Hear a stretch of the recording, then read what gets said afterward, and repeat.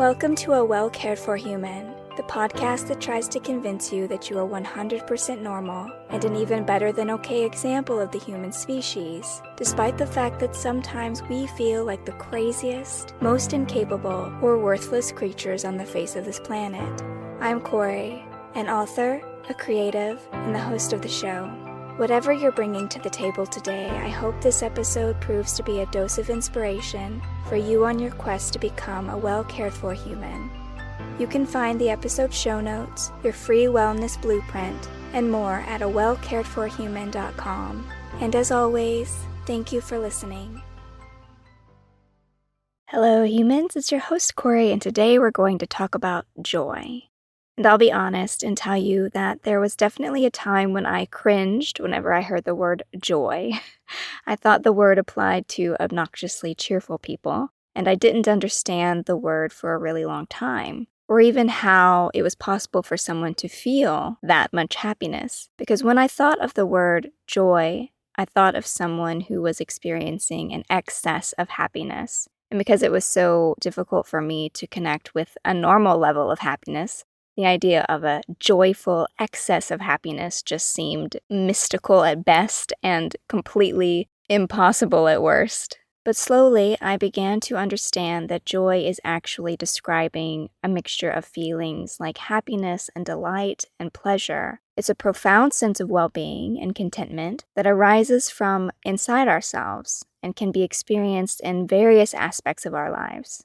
And joy is also different from temporary happiness, which is often linked to external circumstances or events. Things happen that make us happy. And that's why happiness can come and go, because it's based on these fleeting moments of achievement. But joy is very different than that. Joy is a deeper and more sustained state of inner happiness, of satisfaction. Joy can be experienced even during challenging times or in the absence of any external factors that would make us happy. And that was definitely something I just could not comprehend in the beginning of my journey to learn about joy. And because the idea of joy is, again, so very nebulous, it's something you feel, right? It's not something tangible that we can necessarily touch. I want to give you a little bit more of a description of joy to kind of help move you in the direction of what I'm talking about. So joy is often described as a sense of inner peace or fulfillment, or having a deep connection to ourselves and the world around us. It can be experienced in many different ways for different people, but we often feel it in meaningful relationships, or when we have personal achievements, when we express ourselves creatively. The feeling I get when I'm writing, when I write a poem in particular, there's this expansive feeling that kind of fills me up, and that would be the feeling of joy.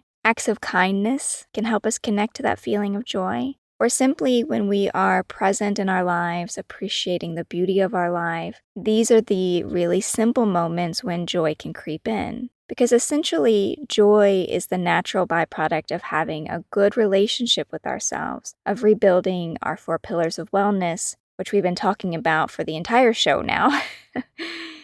And also, it's a two-way street. Not only will building up your pillars create joy in your life, but cultivating joy in your life will also strengthen your pillars. So it's connected. Now, before I get into the strategies that I use to cultivate joy in my life, I want to first talk about the major hindrances that I had to work through in order to be able to access joy, because there were certainly setbacks that were keeping me from enjoying my joy for a long time. Because of my upbringing and how difficult it was, the challenging people I had in my life, how volatile my life was and my circumstances, I tended to not trust joy or happiness. Anytime I remotely started to feel something that was like peace or tranquility, something terrible would happen. And for that reason, for a really long time, even after I escaped my dangerous environment, my difficult circumstances, when the opportunity for joy would come up, I would be very suspicious of it. So instead of just being like, oh, this is a lovely moment, how peaceful, how nice, I'm sitting out here looking at the birds and the sunshine, enjoying my cup of tea. Instead of just being in that moment and feeling joyful, my brain would click on into suspicious mode and be like, wait a minute, what's happening here? What does this peace mean? What terrible thing is about to occur?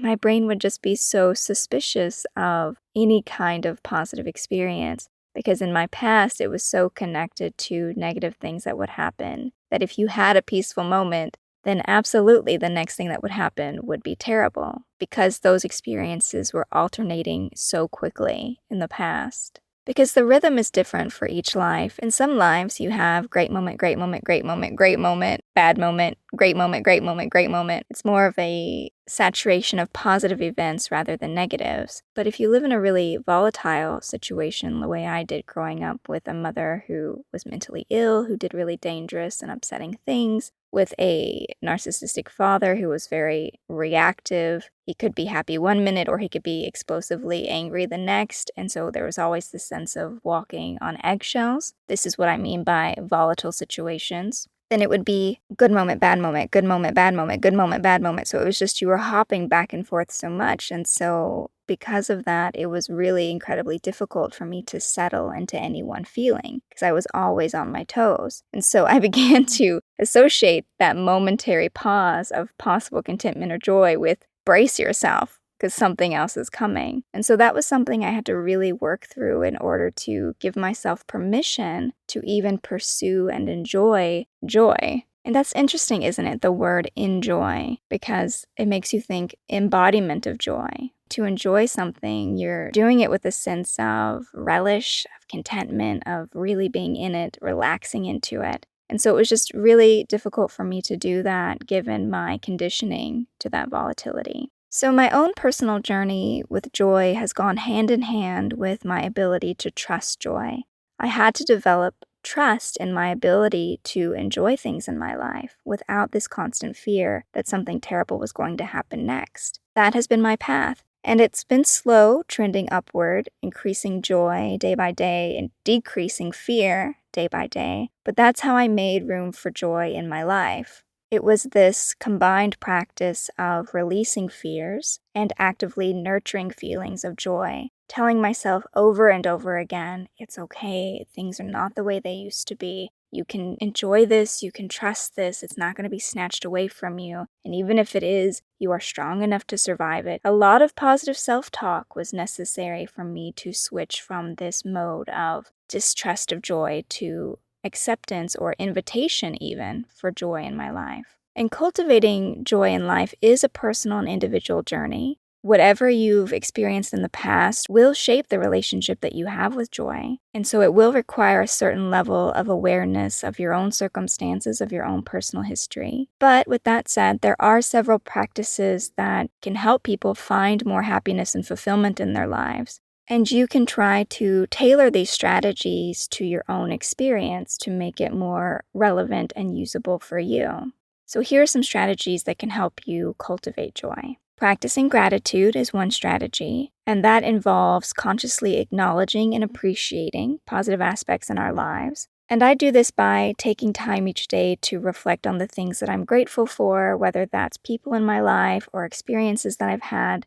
In my journal, I often prompt myself with what's one positive experience I had in the last 24 hours. And so I'll recount something really pleasant that happened in the last 24 hours. And it can be so small, like a little kid at the grocery store smiled at me. It does not have to be grandiose. Joy is not in nature necessarily grand. It's definitely more aligned with the quiet, loving moments that we find in our everyday. And then in addition to looking for something that happened in the last 24 hours, sometimes I also prompt myself of what's something in the next 24 hours that I'm looking forward to. That's another way to look at it.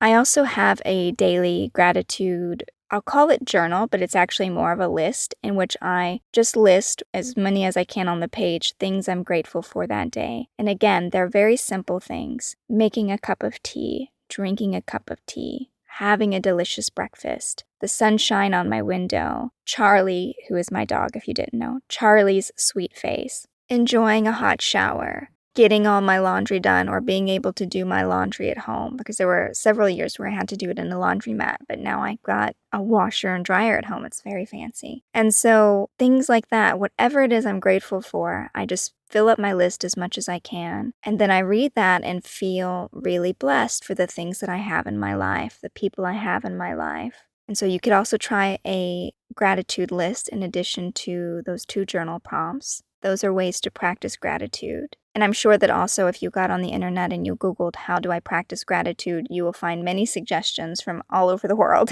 And in addition to practicing gratitude, another strategy that has helped me cultivate joy in my life is mindfulness, particularly because, as I mentioned, I was working with fear for a really long time. The fear was crowding out all the space I had for joy. I didn't have room for joy because I was so fearful. And so mindfulness comes in because it helps me to practice being fully present and engaged in the moment rather than wrapped up in my mind and thinking about all the coulda, woulda, shouldas that tends to distract us, to drag us into the future or into the past. And so practicing mindfulness allows me to enhance my awareness of the positive experiences I'm having in the moment and then to savor those experiences. And so you can practice mindfulness through meditation or through deep breathing or simply by paying attention to your surroundings, to the sensations in your body. And I also use a lot of affirmations and mantras to help me connect with those feelings of being here right now. And one of the most simple things that I like to say to myself is, "I am enjoying this." Or another variation is, "I like this." And that might sound crazy. You might be like, "Why are you saying I enjoy this?" But for example, let's say that I sit down to a breakfast and I'm eating my breakfast and it's a great breakfast. Instead of rushing through the breakfast, just saying to myself, "I'm really enjoying this. This is really delicious. I really like this." It's forcing me to stop and recognize that something good is happening rather than, again, being wrapped up in the fear and getting lost in the emotion that's trying to crowd out the space I'm making for joy. So just saying something positive that can also slow down the mind a lot. Other ways that I bring more joy into my life is cultivating positive relationships with people, strong relationships with people. Because loving people definitely contribute to a sense of joy, a sense of well-being. And it took me a long time to find the people that could do that. So let's be clear, if you're in a difficult situation right now, maybe you have no support system. When I left my family behind, when I moved away to Michigan, when I was trying to get out of the toxic environments, away from the difficult people that were ruining my mental health and making me feel so bad about myself and keeping me stuck, I didn't have anyone at first, right? I had to walk away from everything, and so I was very alone, and so I did not feel joyful in my relationships. I had no relationships. I gave up on the ones that I had in a quest to seek better. So it's very possible that you're not in the position right now to draw strength from positive relationships in your life. But as you look for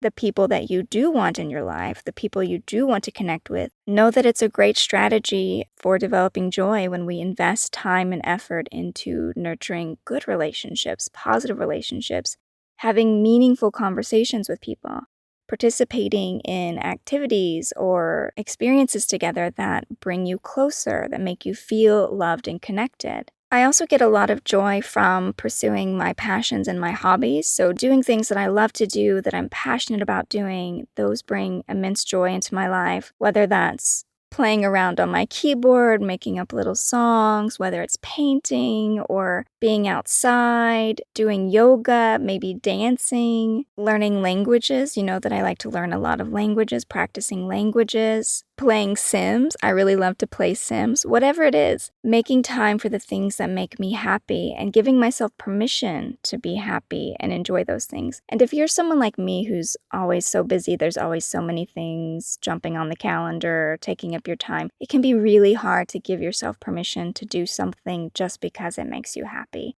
We feel like we can only do things that matter. We can only do our work. We can only do our obligations. And that is just a killjoy that will absolutely suck the joy out of your life. Give yourself permission to do the things that just make you happy. There's no end game in sight. You're not doing it for any reason except that it makes you happy. And it's funny that I'm suggesting that to you because as someone who tends towards workaholicism, the idea that I would just do things to make myself happy was a very foreign concept until in my recent life, within the last year or two. So definitely do better than me and make room in your life to do things that make you happy, that do not serve any other purpose except making you joyful. It also helps to be joyful if you're taking good care of yourself, because if you're not in a good state of well-being, it's hard to feel joyful. So make sure you're still taking care of your physical, your emotional, and mental needs, that you're getting enough sleep, that you're eating nourishing foods for your body, that you're moving your body regularly, you're exercising, that you are also doing what you can to release stress from your body. So if you've got any tension and stuff built up, be sure that you're relaxing, that you're doing things like reading or taking baths or practicing yoga, whatever it is, whatever helps you chill out. Be sure that you're doing those things too. You're prioritizing them in your life. I've also found quite a bit of joy in helping other people, nurturing that connectivity to other people, looking for opportunities to be of service and impact other people's lives. I get a lot of joy out of doing this podcast, for example, and then I get emails or messages from you guys about how it helps you, and I feel really joyful when that happens. And I'm like, oh, that's amazing. I'm so glad that I am doing something that matters. So sometimes the best way to cultivate joy in your life is to be less focused on yourself and all of your problems and start reaching out to other people and trying to make those connections. But also there's something to be said about being joyful about your own great qualities, because again, joy is intrinsic. It's something that is nurtured inside ourselves. It doesn't come from great things that happen in our lives. You can be joyful even when things are terrible. And the way that you do that is by being joyful about the things that are inherent in you, qualities that you love about you. And even if you hate yourself today, which I really hope that's not true, but as someone who did hate themselves for a long time, I know that it's a reality. By cultivating an appreciation and a love for yourself, you will be more joyful. And so I'll give you a prompt if you're someone who's struggling with that. I'm going to give you a prompt to do in your journal. And the prompt is, I'm so happy that I am, and then fill in the blank. So if I was doing this journal for myself, I might say something like, I am so happy, or I am so glad that I am a creative person. I am so glad that I am a patient person. I am so glad that I have a great deal of inner strength. I'm so glad that even when bad things happen, I always figure it out. I'm so glad that I'm the kind of person who loves to help other people, who cares about other people. Whatever it is. So for you, go through that list and write the things that you are so grateful for, so happy for, so glad. The description word that you use is not really important, whichever one resonates with you. Happy, glad, grateful, whatever rings your bell. You can use that one, but the structure is the I'm so happy that I'm blank. And that will help you to, again, start looking at these intrinsic qualities that will be with you no matter what's happening in your external world. So you could be in a really horrible situation and you could tell yourself, I am so glad that I'm a patient person who can figure this out. That is a source of cultivating joy. And again, please remember that cultivating joy is a continuous practice. It takes so much time and effort. It's not going to be automatic or overnight, either because you're trying to work through these difficult programming setbacks in your mind that maybe you've acquired from many years of negative conditioning, or maybe it's just you're out of practice because something bad happened and now you're just a little nervous that maybe something bad might also happen again in your life. Whatever it is for you, just know that every experience, every journey in life is unique to people, and so therefore the relationship they build with joy will also be unique. So just experiment with the different strategies and try to find something that works great for you and then milk it for all it's worth. But definitely just remember that joy is a practice. It's something that you get good at doing. It's not necessarily something that you automatically have in your toolbox. So if you don't feel especially joyful now, don't beat yourself up about that. You can absolutely learn how to bring more joy into your life, how to build space in your life for that joy. And that's it for today, dear human. As always, I hope you found this episode useful. And if you would like to write into the show today and ask for my thoughts on something that you're dealing with, I would love to hear from you. You can connect with me through any of my social media or through my email, Kory@KoryMstrom.com. Otherwise, I will be back next week with another episode of A Well Cared For Human. And until then, please take good care of you. This episode of A Well Cared For Human was written and produced by me, Kory Marie. The music was by Late Night Feeler and Esther Abrami. If you like what I'm doing here, please consider visiting my Patreon. For as little as $1 a month, you get early ad-free access to the episodes, as well as a monthly patrons-only Q&A, bonus videos, and more. Not to mention that your Patreon support lets me know that you find value in the show and want it to continue. You can find me on Patreon by visiting www.patreon.com/Kory Marie. If you can't support the show financially, that is okay. You can still subscribe to the show, leave a review of the show, and recommend the show to your friends, not just the neurotic ones. All of this helps so much. And as always, thank you for listening.